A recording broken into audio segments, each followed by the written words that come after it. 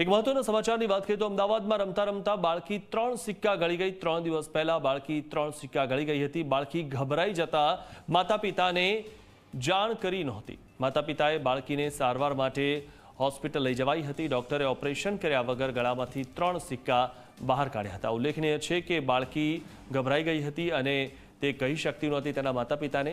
ત્યારે તેની નાની બહેને માતા પિતાને કહ્યું હતું અને ત્યારબાદ માતા પિતા તેને હોસ્પિટલ લઈ ગયા હતા। અને સૌથી મહત્વની વાત એ છે કે ચીરો માર્યા વગર 3 સિક્કા બહાર કાઢવામાં આવ્યા છે।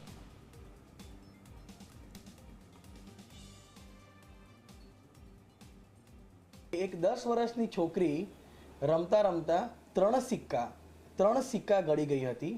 સિક્કાની જે ફોરેન બોડી જે કોઈનની પોઝિશન છે એ સેમ જ છે, એટલે કે આ ઉપરના કશે આંતરડામાં નાના આંતરડામાં ફસાયેલો છે।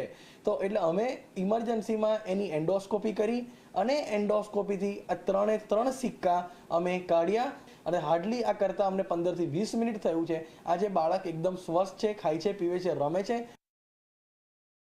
તો 3 દિવસ પહેલાં 3 સિક્કા તો ગળી ગયેલી। હું સરકારી દવાખાનામાં એ 2-3 જગ્યાએ મેં એમને તો બતાવ્યું, પણ એનો તો કોઈ તો નિરાકરણ આવ્યું નથી।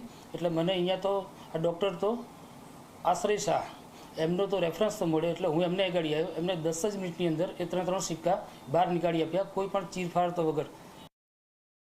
હું 3 દિવસથી 1-1 રૂપિયાના 3 સિક્કા ગળી ગઈ હતી। હું 10 વર્ષની છું, ધોરણ 5માં ભણું છું।